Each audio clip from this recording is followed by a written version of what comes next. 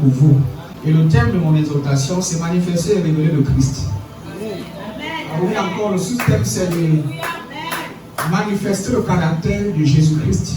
En fait, quand je vous exhorte sur la façon dont un chrétien doit se comporter, le caractère qu'il doit adopter pour avoir une vie, pour expérimenter l'excellence, l'élévation, je ne parlais pas en fait de créer un comportement ou encore de faire des efforts charnels. Parce que l'enseignement de ce soir va équilibrer et va mettre un saut sur les enseignements que j'ai dû donner vendredi et dimanche. Donc ceux qui n'auront pas la possibilité d'écouter l'enseignement de ce soir ne seront pas complets. Et même manifester et révéler le Christ. Nous savons tous que avant que nous devenions chrétiens, avant que nous devenions des enfants de Dieu, nous étions tous des enfants du diable. Il faut le dire ainsi.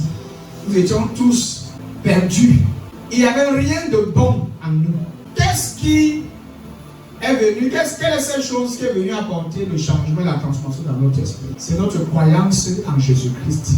Mais si tu regardes ton état du passé, le caractère que tu avais dans le passé, qui tu étais avant de devenir enfant de Dieu, tu verras qu'il y a une très grande différence entre toi maintenant et le toi du passé. Le chrétien qui est à l'église, qui dit qu'il est né de nouveau et qui maintient toujours son vieux caractère, ses vieilles habitudes, c'est déjà un signe qui n'a pas reçu une vraie conversion et qui n'a pas vraiment été transformé.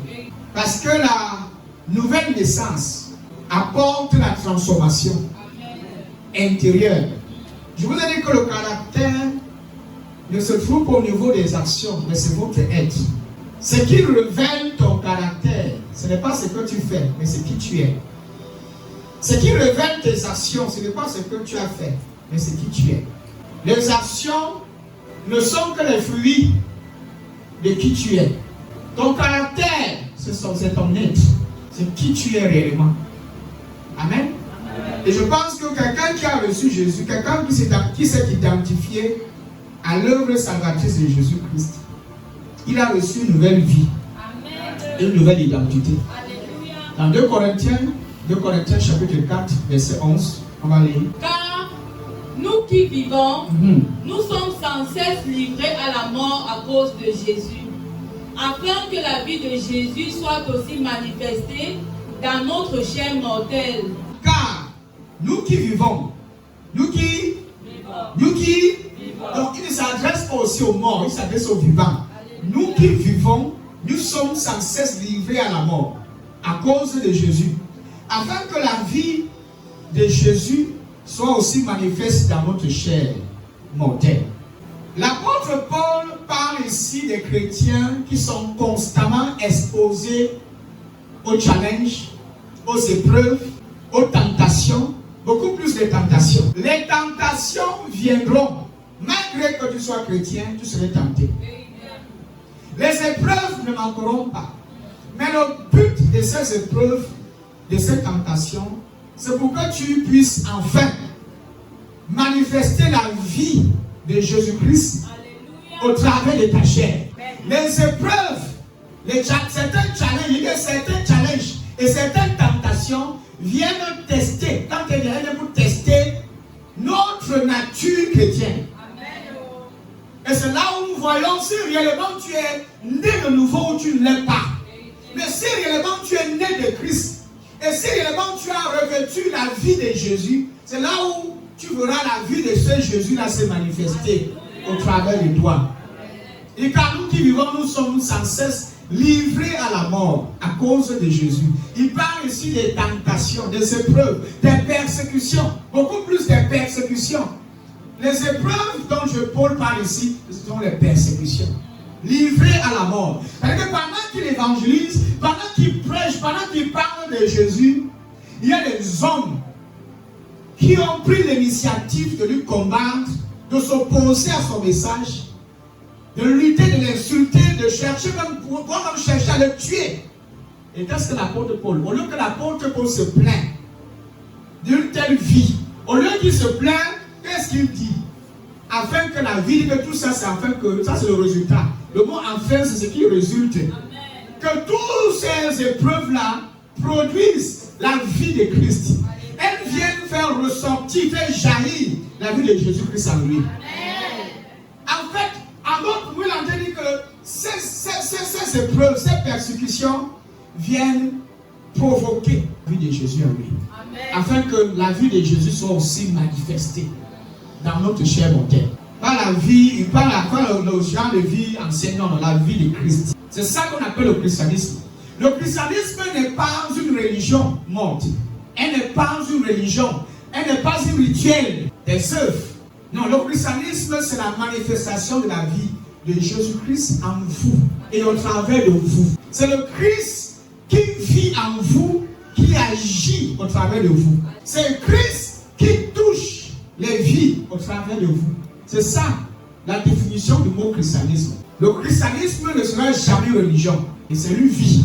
Le christianisme, c'est une relation que nous entretenons avec le Seigneur Jésus-Christ. C'est ça le christianisme. Le christianisme, ce n'est pas venir à l'église. Non. Ce n'est pas s'asseoir sur des chaises et crier la même fort pendant que le pasteur prêche. C'est la vie que tu manifestes qui définit si réellement tu es un chrétien.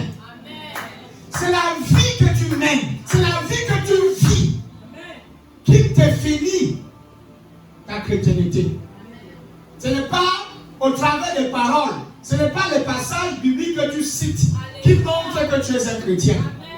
Je vous dis, le christianisme, c'est la vie de Jésus-Christ touchant des vies, impactant des vies au travers de vous. Donc quand tu nais de nouveau, tu es radicalement impacté, infusé par le genre de vie de Dieu. Est-ce que tu peux imaginer un chrétien de nouveau ne peut plus se retrouver dans ses anciennes habitudes? Il parle ici d'un authentique chrétien qui est né du Père et qui a reçu la vie de Christ. Parce que naître de nouveau, c'est recevoir Jésus comme ta vie. Quand tu reçois Christ comme ta vie, tu deviens une nouvelle créature. L'ancien toi, les anciennes habitudes, ton ancien style de vie, ton ancien caractère n'existe plus. Tu es devenu une espèce rare, un type d'homme rare qui n'a jamais existé. C'est ça la nouvelle créature. Un né de nouveau est une nouvelle créature qui n'a jamais existé.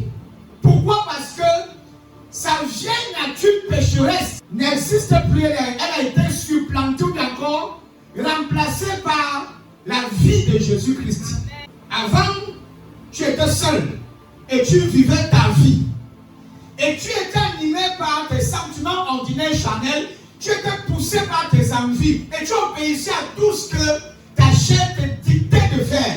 Bon, maintenant que tu es né de Dieu, quand on est né de Dieu, on dit né en Christ, engendré par l'Esprit. Désormais, tu es un nouveau style de vie qui a été implanté dans ton esprit. Et on appelle cette vie la vie de Dieu, la vie de Christ. On ne jeûne pas pour manifester le caractère de Dieu. Non, on reçoit Jésus-Christ comme sa vie. Et cette vie-là est déjà en vous. Et afin que la vie de Jésus, la vie, il n'a pas dit afin que ma vie. Vous voyez, Paul revient encore dans Galates, il dit que si je vis, ce n'est plus moi qui vis, mais c'est Christ qui vit en moi. Ça, il a cessé de vivre. Le chrétien, c'est quelqu'un qui vit par Christ. Le christianisme est la manifestation de la vie de Christ. Qui croit avec moi que Jésus habite en lui? Amen. Qui le croit? Amen. Écoutez, la vie de Jésus-Christ est l'essence même de la vie chrétienne. Parce que quand tu nais de nouveau, on ne parle plus de ta vie. On ne parle plus de ce que toi tu fais. On parle de ce que Jésus-Christ fait au travers de toi. Tant que vous ne comprenez pas la puissance de l'identification, vous allez toujours vivre dans votre ancienne vie. Parce que quand vous naissez de nouveau, vous êtes né dans une nouvelle vie, une nouvelle nature qui n'a jamais existé. La vie de Christ, la vie de Dieu. J'ai été crucifié avec Christ. Alléluia. Et si je vis, c'est là moi qui vis, c'est Christ qui vit en moi. Si je vis maintenant dans la chair, je vis dans la foi. Il n'a pas dit par la foi, c'est différent. Je vis dans la foi au Fils de Dieu, qui m'a aimé et qui s'est livré lui-même pour moi. Paul ici nous donne le secret pour vivre la vie de Christ. Il dit c'est la foi. Et le secret, c'est la foi. C'est vivre dans la foi de Christ. C'est-à-dire que croire ce que lui a cru, s'identifier à ce que Jésus a dit, confesser ce que Jésus lui-même confesse à votre sujet. C'est ça, vivre dans la foi du Fils de Dieu. C'est vivre dans ses perspectives. C'est déclarer ce que lui déclare. C'est dire au même moment ce que lui dit à votre sujet. C'est ça, vivre dans la foi du Fils de Dieu. Vivre par votre foi, c'est vivre sur la base de votre système de croyance. Mais vivre par la foi du Fils de Dieu, c'est s'identifier à ce que lui dit et ce qu'il fait. Et cette chose, qui il est, n'est pas à l'extérieur de vous, mais qui il est à l'intérieur de vous. Il est glorieux, mais à l'intérieur, pas à l'extérieur, mais à l'intérieur de chacun d'entre nous. Il ne faut jamais dire que ma chair est trop faible. Ta chair est faible comment quand tu as Jésus en toi. Faut dire que je vis. Et le mot je suis là n'est pas un jeu qui est exclu, mais c'est un jeu qui est inclus en Christ. Ce n'est pas un jeu païen, mais c'est un jeu christocentrique. Je vis, mais ce n'est plus moi qui vis. C'est le Christ qui vit en moi. Maintenant, ma vie humaine, je la vis en croyant au Fils de Dieu qui m'a aimé et qui a donné sa vie pour vous, qui a donné sa vie pour moi. Il y a beaucoup qui ont ruiné leur vie à cause de leur seul caractère. C'est-à-dire que ta vie est ce qu'elle est aujourd'hui parce que tu ne manifestes pas encore la vie de Christ. Tu manifestes encore la vie animale que tu as reçue par Adam. Ce sont tes anciennes vieilles habitudes qui t'animent encore jusqu'à ce jour. Ta conversion n'est pas encore authentique. Parce que depuis là, j'enseigne ce caractère. Beaucoup ne savent pas que tu ne peux pas avoir un caractère qui plaît à Dieu sans Christ en toi. S'il fallait que tu, par tes propres forces, tu essayes de te discipliner par tes propres capacités, tes propres performances, je t'assure, tu vas échouer. De toi-même, tu peux essayer aujourd'hui d'adopter, tu peux prendre l'initiative d'adopter certains styles d'attitude, de comportement. Tu le dis et tu déclares que maintenant la jante est dedans. Dans quelques semaines, tu vas chuter. Dans quelques jours, en fait, tu vas faillir. Et tu seras déçu. Parce que la chair déçoit. Ta chair va te décevoir. Tes émotions vont te décevoir. Tes performances vont te décevoir. Tous ceux qui misent leur espoir, leur espérance sur leur chair, ils finissent toujours par échouer. Amen. Mais tous ceux qui misent leur cœur, leur espoir sur Christ et sur son esprit, ils ont réussi. Espérez, croyez, Christ en moi. Et c'était ça la confession de l'apôtre Paul. C'était sa confession. Ça, c'est le message qui va t'aider à vivre le style de vie que Dieu a toujours voulu que tu vives. Amen. S'il y a certaines choses dans ta vie, certains domaines de ta vie, certaines faiblesses, je dirais même certaines faiblesses de ta vie, donc tu es fatigué et tu voudrais que ça change. Tu as tout fait, ça n'a pas changé. Tu as prié, ça n'a pas changé. Tu as jeûné, tu continues de vivre le même style de vie. Tu es toujours à l'intérieur, malgré tes efforts, malgré ton énergie, malgré les prières que tu as faites. Tu te retrouves toujours à l'intérieur.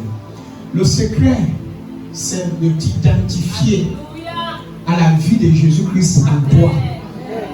Et le plus souvent, quand tu te réveilles le matin, confesse que Jésus-Christ vit au travers de moi. Il touche au travers de moi. Il voit au travers de moi.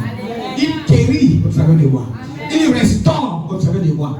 Si je vis, ce n'est pas moi qui vis. Jésus-Christ doit être manifesté au travers de moi. La vie de Christ, c'est l'essence. Je dirais que le moteur de la vie chrétienne. Dans elle, on ne parle pas du christianisme.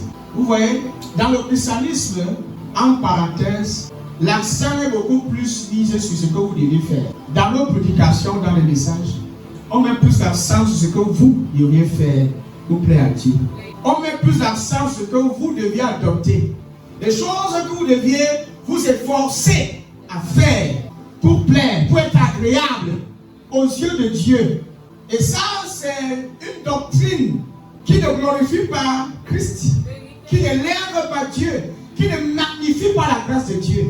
C'est une doctrine qui magnifie l'homme, qui exalte l'homme, et lui rendre davantage orgueilleux. Parce que quand l'homme parvient à faire un certain nombre de choses, il va se vanter.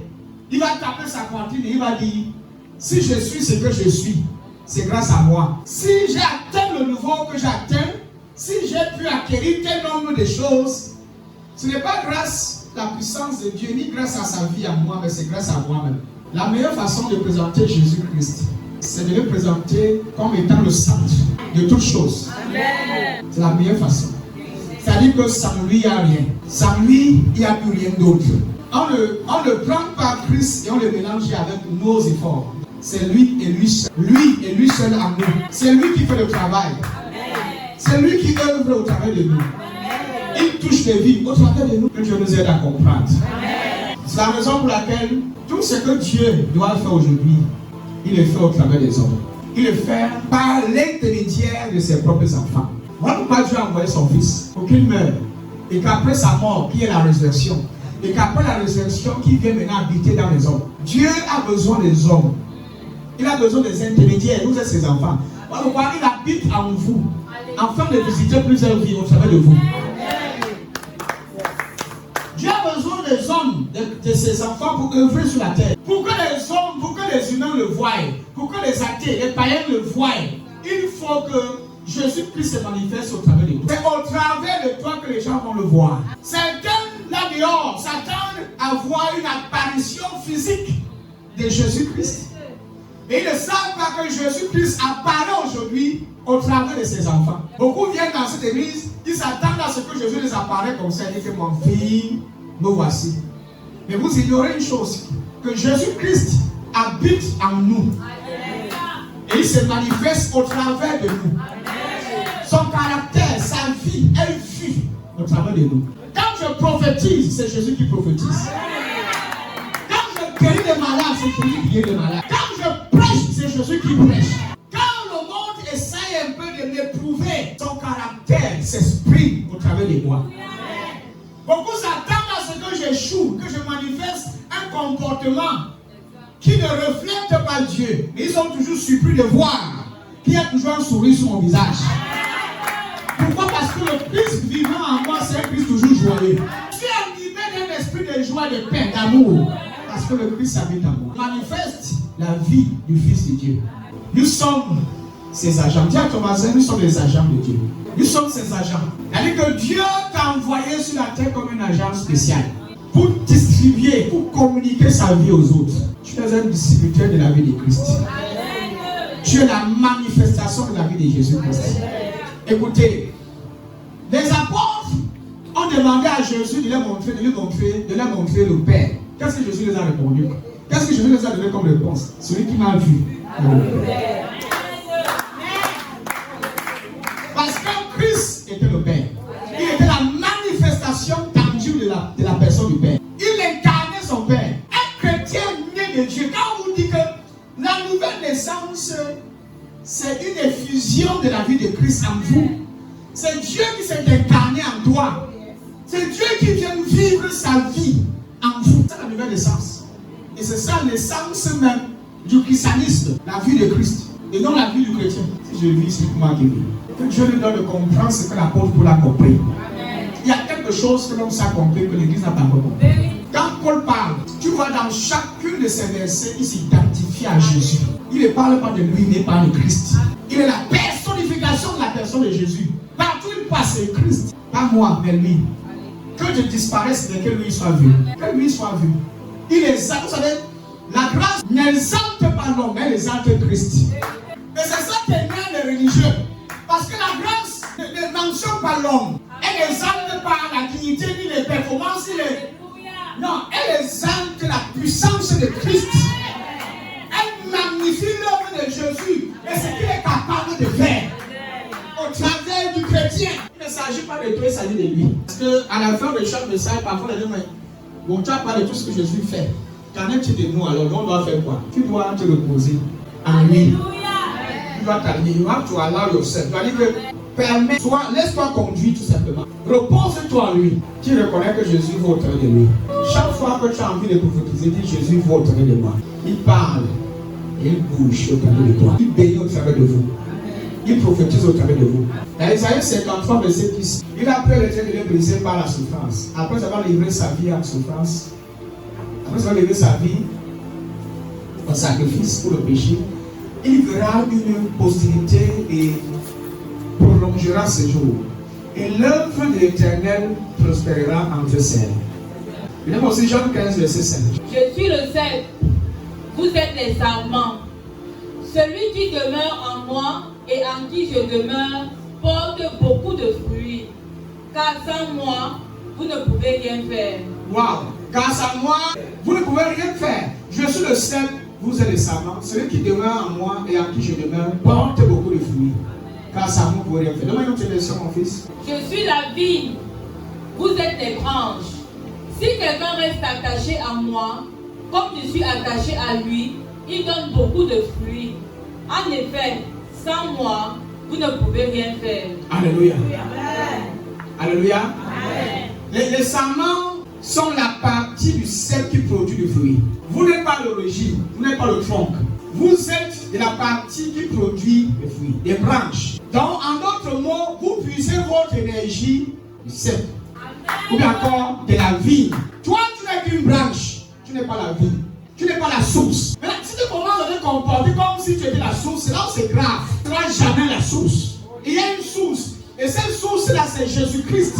Notre responsabilité en tant que des branches, c'est de produire les fruits. Rester attaché à la vie afin de porter des fruits. Le rôle de la branche, c'est de produire des fruits. Quand une branche ne porte pas les fruits, on le coupe. C'est-à-dire que lui ne s'est pas accroché là pour faire le tap. Il suce, il puise l'énergie inutilement et ne produit rien. Donc la raison pour laquelle tu es attaché à Christ, c'est pour produire la vie de Christ. Pas pour devenir une honte. Il faut que quand les gens te voient, quand les gens te regardent, que les gens disent que l'enfant de Dieu, c'est la fille ci, elle ressemble à Jésus. Quand on regarde sa façon de parler, la façon dont elle se comporte, on peut facilement identifier. Nous, on n'a plus besoin que Jésus nous apparaisse. On voit déjà Jésus au travers d'elle. Et dit, si quelqu'un reste attaché à moi comme je suis attaché à lui, il donne beaucoup de fruits. Le fruit, là, c'est le résultat de ton union, de ta communion avec le Christ. Tu n'es pas né de Dieu pour rien, pour ne rien produire. Ta conversion doit produire quelque chose. Ton attachement à Jésus-Christ doit produire des fruits. Ça ne doit pas être un attachement qui est sec, qui ne produit absolument rien du tout. En effet, sans moi, vous ne pouvez rien faire. Quand tu comprends ça, tu cesses d'être orgueilleux. Tu cesses de... En anglais, du posting. Tu cesses de te vanter, de montrer que sans toi, il n'y a rien. Ça te rend humble. Parce que la grâce vous rend humble. Tu comprends que ce que tu es la source de tout ce que tu as la vie de Dieu. Non, tu ne présentes pas tes efforts, ni tes performances. Tu présentes la vie. Sans cette vie, je me souviens. Sans cette vie, je ne peux pas porter de fruits. Si aujourd'hui les gens m'acclament parce que j'ai des fruits, c'est grâce à la vie. C'est grâce à la vie que je suis un grand prophète. C'est grâce à la vie que je suis celle que je suis. Que je suis celui que je suis. Celui que je suis est grâce à celui à qui je suis attaché. C'est mon attachement à Christ qui produit le style de vie que j'ai maintenant. C'est grâce à mon attachement à Christ. Tu ne te présentes pas, tu présentes Christ. Alléluia. Tu ne présentes pas combien ta façon d'être, la façon dont tu es intelligent et fort. Non, tu montres la force de Christ. Alléluia. Je prie tout par celui qui me fortifie. Je suis ce que je suis par sa grâce. Par sa grâce. La vie, c'est la grâce. C'est actuellement la grâce de ça. Tu as une branche pour la couper pour tu les produis. À l'instant où coupe la branche, elle va sécher. Tu te déconnectes, tu sèches. Tu te déconnectes, tu sèches. Et la vie ne vit qu'au départ des branches. Parce que la vie est capable de produire notre branche. Nous qui avons fait on a vigné au village. Il y a des branches, quand tu coupes notre pousse. D'autres qui sont liés à sec là, quand tu les retires, il y a d'autres qui vont repousser encore. Il y a des petits rejetons là qui repoussent. On taille. Il y a des arbres, quand elles ne produisent pas les fruits, on coupe et d'autres poussent. Vous êtes en train de comprendre. Je crois que vous êtes en train de comprendre. Nous sommes des savants. Nous sommes des savants, nous ne sommes pas le sel. Nous sommes des savants. Nous ne sommes pas la vie, nous sommes des branches. Nous sommes des branches. Les branches font partie de la vie, mais elles ne seront jamais la vie. Ça veut dire que vous êtes appelés à révéler la gloire de Dieu. Vous êtes appelés à révéler la gloire et même la beauté même du Seigneur. La beauté de Christ. Quand tu entres quelque part, les gens te regardent et disent que voilà un chrétien ici. Voilà un chrétien. Et vous savez là où se situe cette gloire? Vous savez là où se situe cette gloire? Dans votre esprit. C'est dans votre esprit. C'est déjà en vous. Le caractère que tu recherches, Dieu l'a déjà déposé en toi. Tu peux être quelqu'un de bien sans faire des efforts. Il faut juste que tu t'alignes à ce qui est déjà en toi. Il faut juste que tu t'identifies à la vie de Christ en toi. Tu vas vivre la meilleure vie. Nous sommes la beauté, nous sommes la manifestation de la gloire, de la beauté de Dieu. Nous sommes son empreinte. Nous sommes ses ambassadeurs. Nous sommes ses agents sur la terre. Nous sommes les distributeurs du caractère de Dieu. La façon dont le monde vous voit dit beaucoup sur votre vie chrétienne. La façon dont le monde vous interprète en dit beaucoup sur votre style de vie chrétienne. Il y a des gens ici dans le quartier, on te connaît comme une sorcière. Parce qu'on sait que toi tu ne serais jamais personne. Tu es toujours coloré, tu es toujours bizarre. Quand tu dis à quelqu'un que c'est quelqu'un de bien, c'est là, on ne croit pas à sa intimité. Et il y a des gens ici qui les païens doutent de ta vie chrétienne. C'est-à-dire que tu viens dans un quartier, tu dis que je cherche une sœur chrétienne, je suis la méchante femme qui est là-bas, elle était chrétienne. Donc la femme était chrétienne. Donc c'était une servante de Dieu. Ça ne vaut pas la peine. Et c'est que l'église m'a encore, c'est pas encore les. Au travers de toi, Jésus s'exprime. Dieu gagne des âmes. Dieu touche les vies au travers de vous. Il a tout déposé en vous. Tu peux pas être un chrétien, puis tu te retrouves encore dans les loges. Puis tu te retrouves au milieu des femmes ensemble. Puis tu te retrouves dans les tournées d'eau où il y a les grands de 50 et 60 000 femmes chaque jour. Le païen voit 4, toi tu vois 7. Et tu vas le parler de Jésus après. Dans ton quartier, les jeunes filles s'habillent, ils portent ma ici. Toi tu portes le caleçon une fois. Qui doit révéler dedans Christ? Qui doit sauver qui? Qui est supposé sauver l'autre? Dans ton lieu de service, tu évangélises aux frères. Non, voilà la vie de Christ. Mais toi, chaque jour qui passe, on te voit une première fille, deuxième fille, troisième fille, quatrième fille. Tu as une vie de désordre accentuée. Une vie qui ne reflète même rien sur Dieu. Là, le silence, ça me plaît beaucoup. Et I am in the grace, inside the grace, under the grace of the Lord. And the power of God resides inside me. What kind of power? Power of witchcraft. Voilà la vie de Christ, de chrétien. Tu ne peux pas t'attacher à la vie et tu ne produis pas de fruits. Maintenant, quand on parle de fruits, vous êtes ici. Hello? Nous sommes ensemble, l'église. Maintenant, quand on parle de fruits, on parle de quel genre de fruits? La Bible nous parle des fruits de l'esprit. Je pense que tout chrétien vraiment mature connaît de quoi je parle ici. Il y a des fruits, il y a l'amour, il y a la bonté, il y a la patience, il y a quoi d'autre? La bénédiction. Et la plus grande de tous ces fruits-là, c'est l'amour. L'amour. Voilà le signe. Voilà l'un des fruits qui montrent que tu es attaché à la vie. Parce que tu ne peux pas être attaché à la vie et tu produis quelque chose de contraire. Je prêche. Aussi longtemps, écoutez, nous sommes ici. Tu ne peux pas être attaché à la vie et tu produis l'idolâtrie. Tu ne peux pas être attaché à la vie et tu produis la sorcellerie. Tu ne peux pas être attaché à la vie et tu produis la jalousie. Tu ne peux pas être attaché à la vie et tu produis la méchanceté. Non. Aussi longtemps que tu es attaché à la vie, ce que tu vas produire comme fruit, c'est l'amour. La bonté, la bénédiction, la tempérance, la patience, confiance dans les autres, la paix, la joie. Quand les épreuves viennent, elles essayent de te contrarier, elles essayent de te... Non, tu montres la joie parce que tu sais à qui tu es attaché.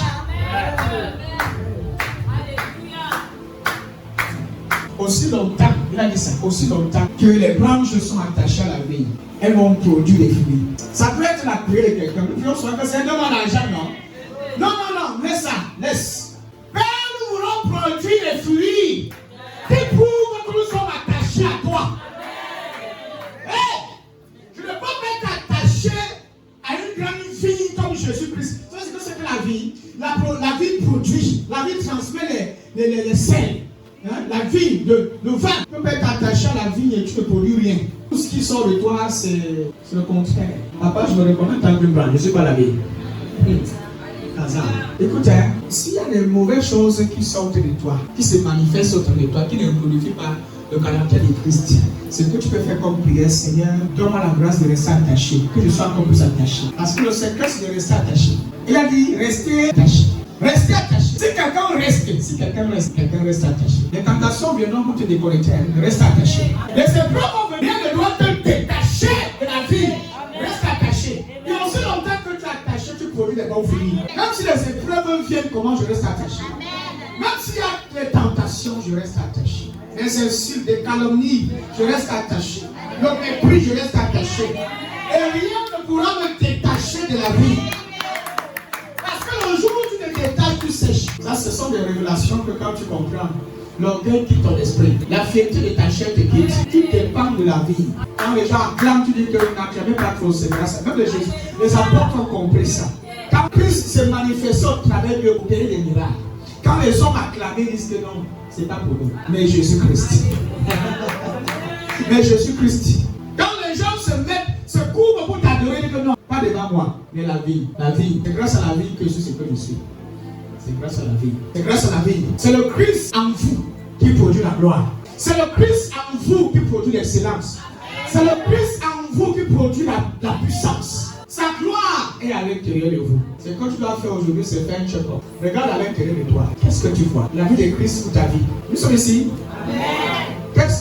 What are you seeing? Your life or the life of Christ? Si c'est la vie de Christ que tu vois, tu vas voir la gloire. Il a déposé sa vie dans ton esprit. C'est ça que tu dois voir. La véritable croissance spirituelle, écoutez bien, elle est déterminée par la mesure dans laquelle Christ se révèle à travers de vous. C'est la véritable, dans la mesure dans laquelle Christ se révèle au travers de vous. La manifestation de sa personne et de son caractère.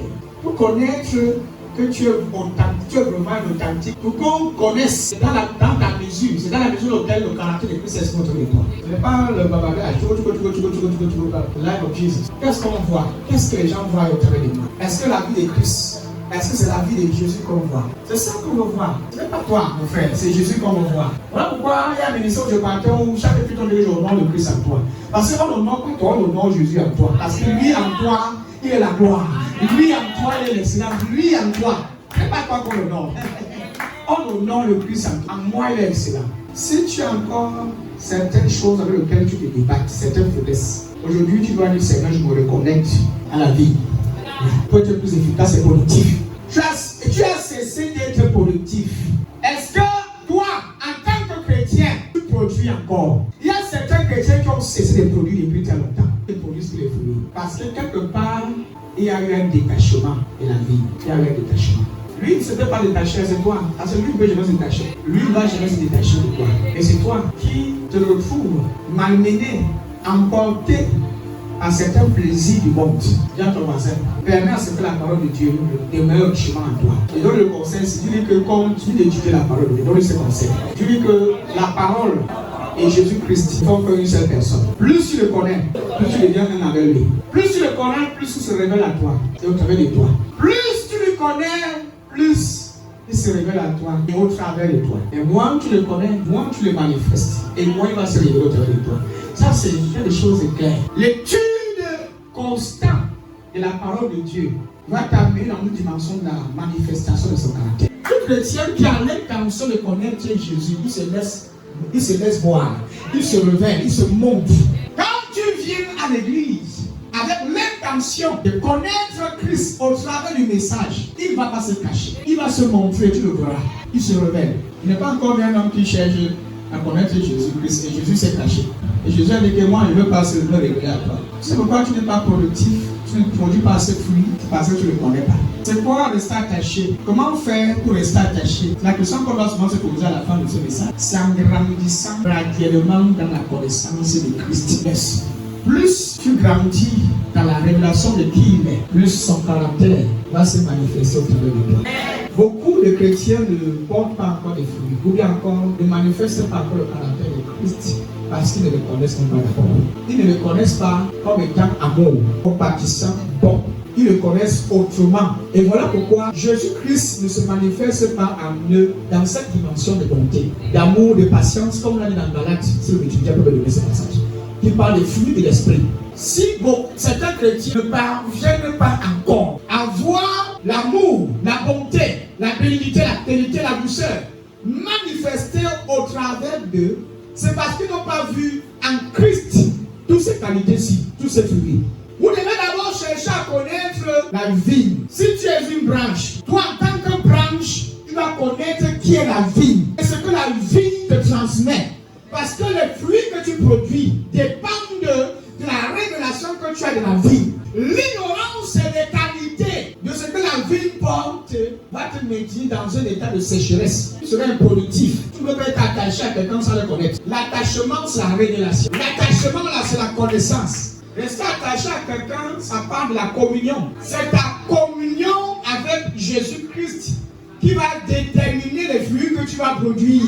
L'attachement, c'est la communion, c'est la prière, c'est la méditation de sa parole, c'est la connaissance de son œuvre. Si nous voulons être productifs, nous devons le connaître. Quand on dit attachement, là, beaucoup vont dire qu'il faut que je me déplace, ce n'est pas me coller à Jésus. Non.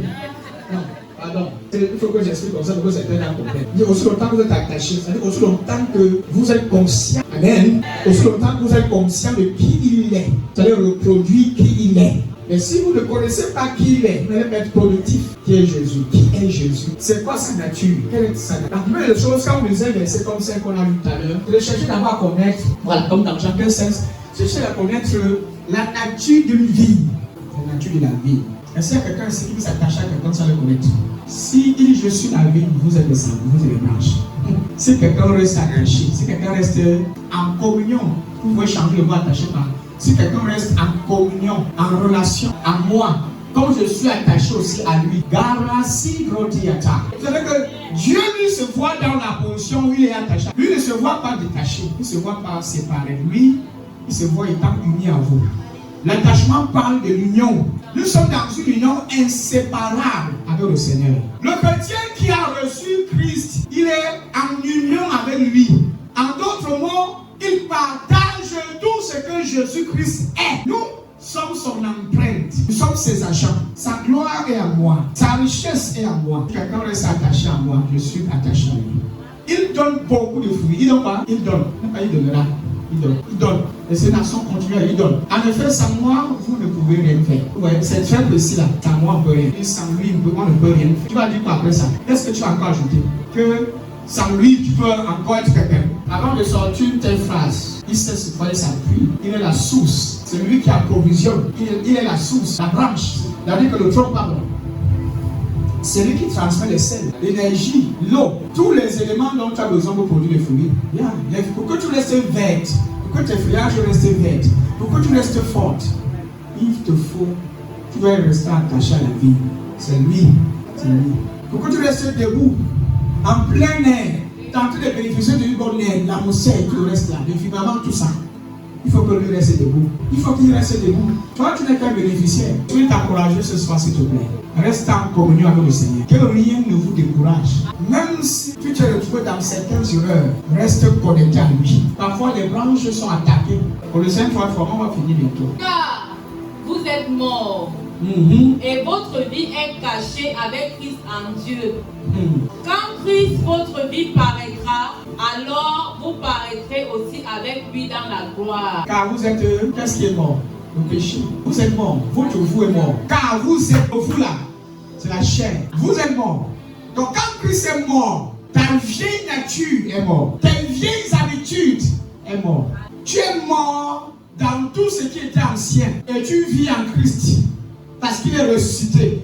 Car vous êtes mort et votre vie maintenant est cachée avec Christ. Ma vie est cachée avec Christ en Dieu. Quand Christ, votre vie, oh my God, est ma vie. Quand Christ, votre vie paraîtra. Donc ma vie, ma vie c'est Christ. Et c'est à sa vie que moi je m'identifie. Quand Christ, votre vie apparaîtra, alors vous paraîtrez aussi avec lui. C'est ce qu'il a dit, vous l'a dit. C'est que le dernier jour, quand Jésus va apparaître, toi aussi tu vas apparaître en lui. Tu es en lui, non? Sa vie est notre vie. C'est-à-dire que s'il faut que j'aille au jugement, il faut que Jésus d'abord pas au jugement. C'est-à-dire que s'il faut que j'aille en enfer, c'est que Jésus aussi va aller en enfer. Parce que ma vie, c'est sa vie. Oh, si un chrétien comprend ça, Tu es délivré de la culpabilité. Tu es délivré de la peur, du stress. Il ne s'agit pas de ma vie, la vie du Christ. Quand Christ, votre vie apparaîtra. Apparaît. Alors vous paraîtrez aussi avec lui dans la gloire. Dans ce jour-là, nous tous allons tous apparaître avec lui. Si de notre inclusion dans Christ, nous sommes en lui. Et lui, il est en nous. 1 Pierre 2, 9. Vous, au contraire, vous êtes une race élue, un sacerdoce royal, une nation sainte, un peuple acquis, afin que vous annonciez les vertus de celui qui vous a appelé des ténèbres à son admirable lumière. Voici le verset que je vais donner par révélation quand je fondais cette église. Vous, au contraire, vous êtes une race élue, un sacerdoce, une nation sainte, un peuple acquis, afin que vous annonciez les vertus, afin que vous fassiez quoi? Vous annoncez les vertus. Celui qui vous a appelé des ténèbres. Donne-moi notre version, mon fils. Mais vous êtes la race choisie, la race des fils, des rois, une race des prêtres. Mais vous êtes la race choisie, la communauté des prêtres du roi. La nation sainte, vous êtes le peuple que Dieu a choisi pour annoncer les grandes choses qu'il a fait. Pas pour annoncer les grandes choses qu'il va faire, qu'il a déjà fait, il a fait. Où est là où vient mon message? Pour annoncer les grandes choses qu'il a fait. Les choses qu'il a déjà fait. Il vous a appelé à sortir de la nuit pour vous conduire vers sa lumière magnifique. Donc notre appel, notre vocation, c'est de révéler le caractère de Christ. C'est d'annoncer ce que Jésus-Christ a déjà fait. Dans ce passage, c'est qu'est-ce que vous voyez?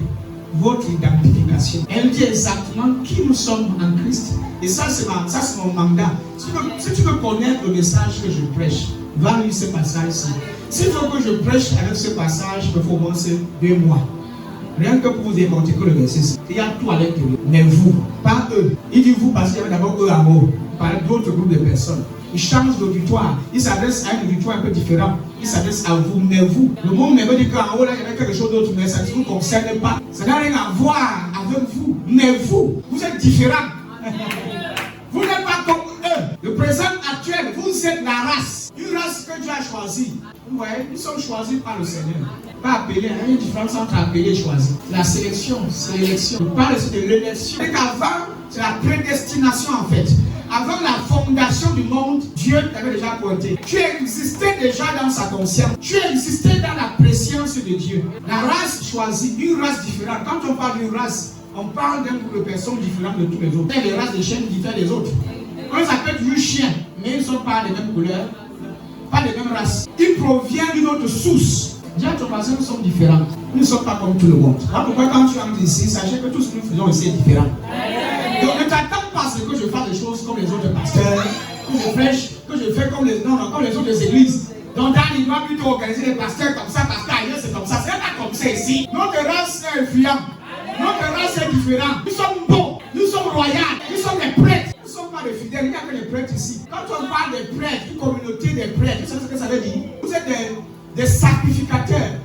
Vous êtes des serviteurs. Donc il n'y a pas des petits enfants ici. On a dit des prêtres. Une communauté. La communauté, c'est un ensemble de personnes qui servent.